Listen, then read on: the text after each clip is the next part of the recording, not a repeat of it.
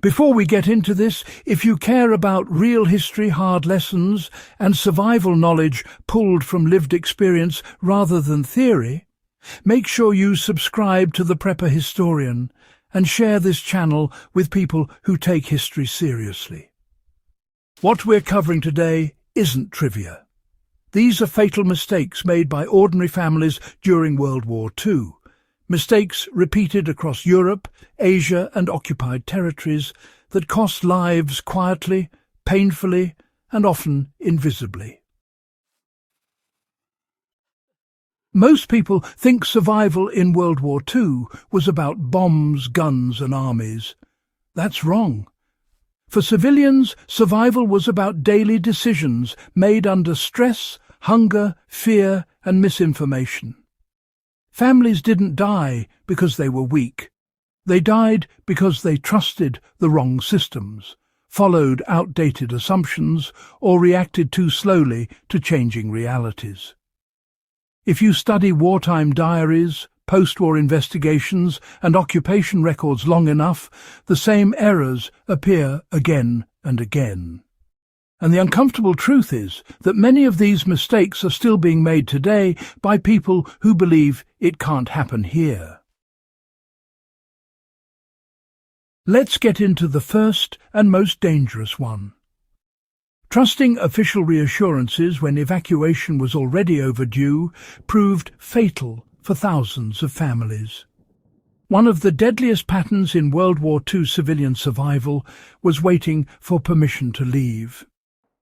Governments routinely downplayed threats to avoid panic, maintained labour forces or preserved political optics. In Poland, France, the Soviet Union and later Germany itself, families were told to stay put because evacuation would cause chaos. Those who listened often found themselves trapped behind advancing fronts, cut off by sieges or caught in mass reprisals. The families who survived were often the ones who left early, quietly, and without authorization. They read the signs rather than the statements. Railway traffic increasing, officials moving their own families, sudden food requisitions, or unexplained curfews were all signals that danger was closer than admitted. The lesson here is not about panic, it's about pattern recognition. In practical terms, this means you never outsource your survival decision-making entirely to authority. If today you see supply chains tightening, travel restrictions discussed, or emergency powers expanding while leaders say everything is under control, history says that delay can kill. Another fatal mistake was storing food and fuel openly. Under occupation, starvation wasn't accidental. It was policy. In Nazi-occupied Eastern Europe and in parts of Asia under Japanese control, food confiscation was systematic. Families who stored sacks of grain, preserved meat, or firewood in obvious places became targets not just for soldiers, but for informants and desperate neighbours. Survivors learned to decentralize. Food was hidden in walls, buried in sealed containers, traded quietly, or stored with trusted contacts in multiple locations. The modern parallel is obvious. Visible stockpiles invite scrutiny, theft, or confiscation. Practical application today means thinking in terms of layered storage. Some supplies are kept accessible, some concealed, and some cached elsewhere entirely. Redundancy only works if it isn't obvious. Staying socially isolated instead of building trusted micro-networks increased mortality. Hollywood loves the lone survivor narrative, but World War II proved the opposite for civilians. Families that isolated themselves were easier to starve, denounce, or eliminate. In ghettos, occupied villages and bombed cities, survival depended on information sharing. Who was being arrested? Which routes were safe? which officials could be bribed, which farms still had food. The families who survived had quiet networks built on long-term trust, not ideology. These weren't large groups. They were small circles where favours were exchanged and risks shared. Today's takeaway is uncomfortable for modern individualists. Community isn't optional in prolonged crisis. Practically, this means knowing who has medical skills, mechanical skills, food production ability, and access to information, and maintaining those relationships before they're needed. Relying solely on currency instead of tradable skills and goods left families powerless. When currencies collapsed, they collapsed fast. In Germany during hyperinflation, in occupied territories where money was replaced or invalidated overnight, and in war zones where banks simply ceased to function, families who relied on savings found themselves helpless. Meanwhile, tailors, mechanics, midwives, and anyone with repair skills retained value. Families who survived longer often converted money early into tools, materials, or skills. Sewing machines, hand tools, medical knowledge, and repair ability became currency. The practical lesson is clear.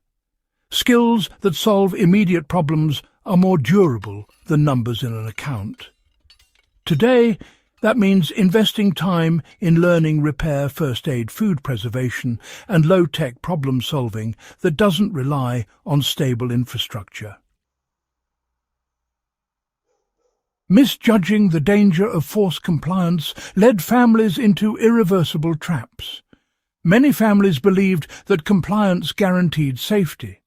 Register when told, report when ordered, board the transport when instructed. History shows this was often fatal. In Nazi-occupied Europe, initial compliance frequently led to forced labour, deportation, or execution. Families who survived were often those who recognised when rules shifted from control to extermination. This wasn't about rebellion for its own sake. It was about recognising red lines. When authorities demanded children be separated, when identity-based registration escalated, or when temporary relocation lacked transparency, those were moments to disappear, not cooperate. Applied today, this means understanding that legality and safety are not always aligned. Survival sometimes requires early, quiet non-compliance, long before danger becomes obvious. Failing to adapt psychologically to prolonged crisis eroded decision-making and survival. The final mistake was mental, and it killed silently. Families who believed the crisis was temporary made short-term decisions that became fatal over time. They sold tools for food, burned furniture for heat, or ignored long-term health. Survivors accepted early that the situation might last years and adjusted accordingly. This mindset shift changed everything. They preserved tools, rationed strictly, planned seasons ahead, and taught children survival skills instead of waiting for normal to return. Today, the lesson is about psychological resilience. Preparing isn't just stockpiling. It's accepting that disruption can be prolonged and planning life around that reality instead of denying it. History doesn't repeat, but it does echo loudly for those willing to listen. These mistakes weren't made by ignorant people. They were made by families who trusted the wrong signals, delayed hard choices, or misunderstood how quickly normal life can vanish. If this kind of deep, uncomfortable history matters to you, subscribe to The Prepper Historian. Share this with someone who still believes survival is about gear alone, and stay ready. The past has already written the warnings.